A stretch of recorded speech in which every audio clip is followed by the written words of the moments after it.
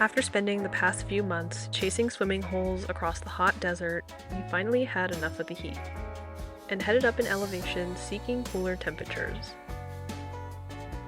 We ended up camping in the mountains above Sedona, driving into town to run errands or go on adventures.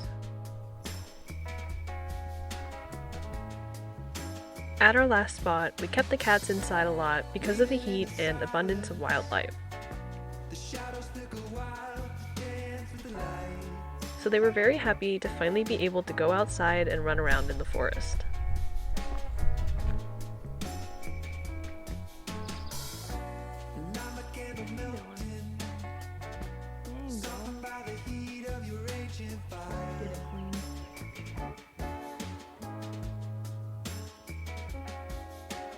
This morning, Scobie and I are gonna go try and squeeze in a hike before we start working for the day. So we got up around 6 and now we are headed out. Yeah, really looking forward to checking out Sedona. Haven't been on a hike in a while, doing a lot of swimming, taking care of the furry babies, so yeah. excited just to have some alone time, mom and dad. So many birds, Scobie. So beautiful.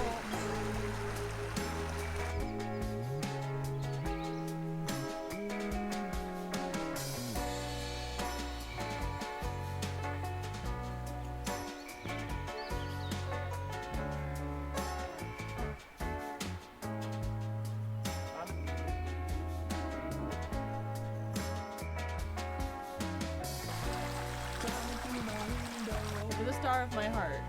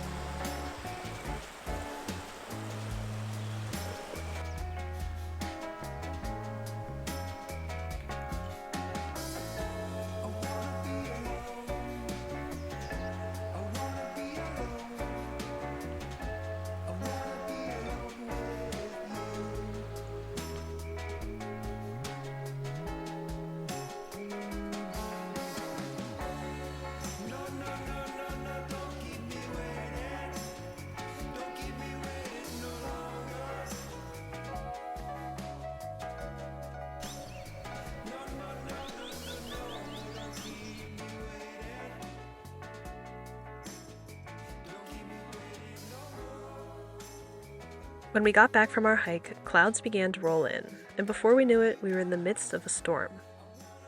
It felt good to be up in the mountains for a spring shower.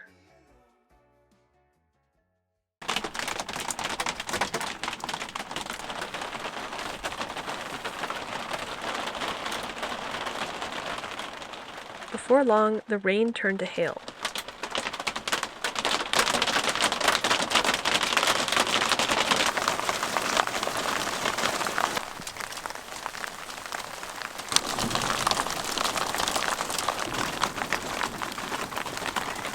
Eventually, the hail became rain again and lasted the rest of the evening.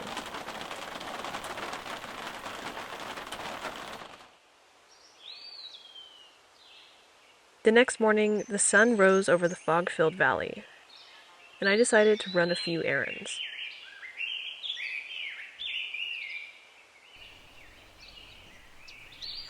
Good morning, friend.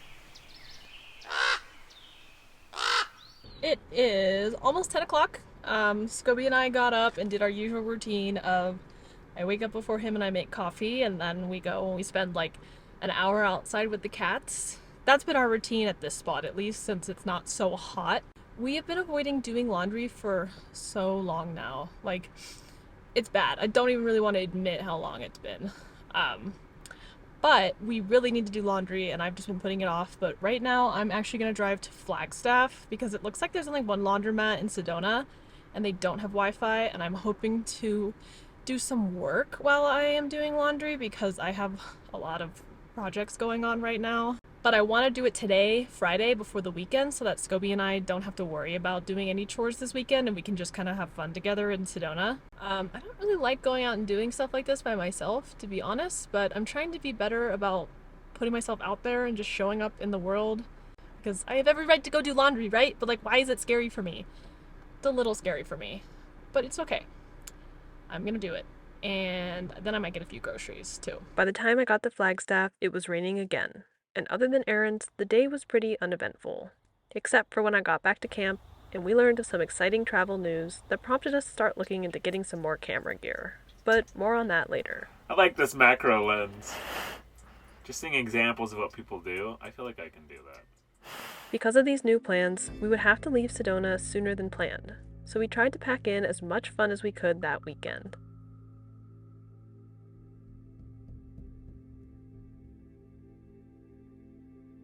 Our first stop of the day was at the Honanki Heritage Site, which is a cultural site located in the Verde Valley region of the Coconino National Forest. I was excited to visit the various cultural sites near Sedona, because I studied archaeology in college, so this was all especially interesting for me. The people associated with this location are the Sinagua people of the ancestral Puebloans, and ancestors of the Hopi people. Cliff dwellings and rock art are the most prominent features at Honanki.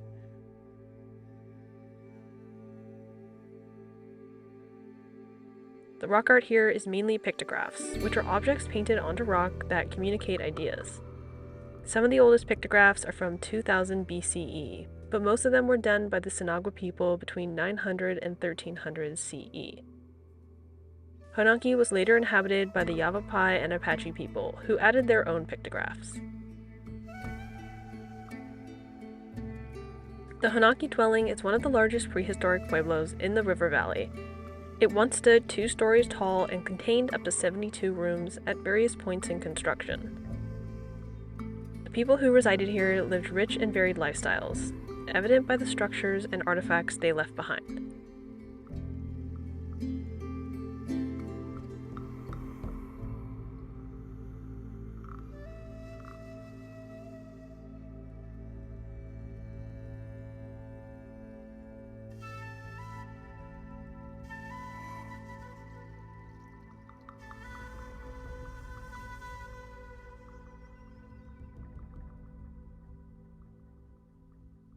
After Honanki, we decided to check out Tuzigoot, the largest and best preserved pueblo in the Verde River Valley, which began construction by the Sinagua in early 1000 BCE, with 110 rooms at its peak. Because of the Verde Valley's reliable water sources and varied ecology, residents inhabited this region for over 12,000 years. The archaeological record shows several other groups coexisting in the region, as well as extensive trade networks.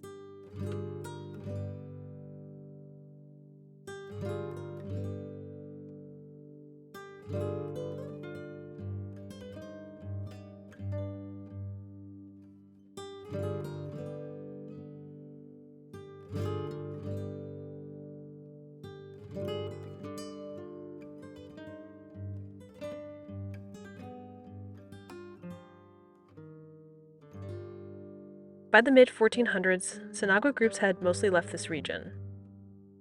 Their exact reason for departing the valley is unknown, but indigenous oral histories from the region give clues that help scientists reconstruct the past. This is why collaboration with indigenous communities is essential for contextualized and meaningful interpretation of archaeological data.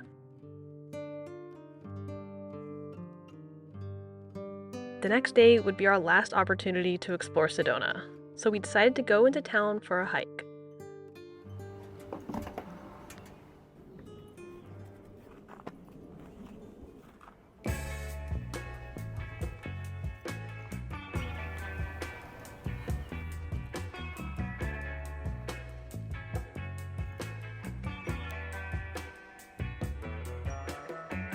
We ended up doing a short trail because it was pretty hot once we got down from the mountains into Sedona.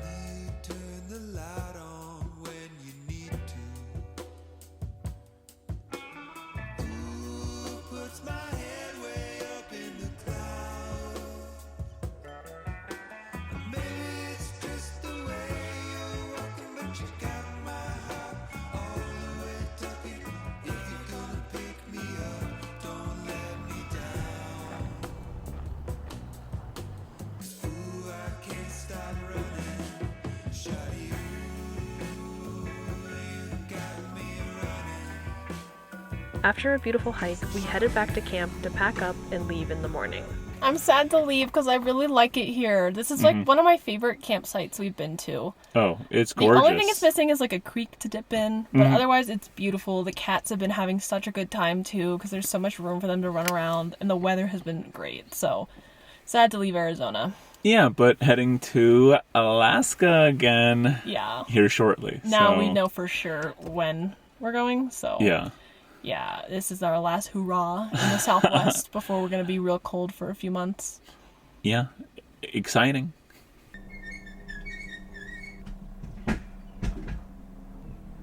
Oh, he's jiggling us around. Yeah, that's fine. We're good. Okay.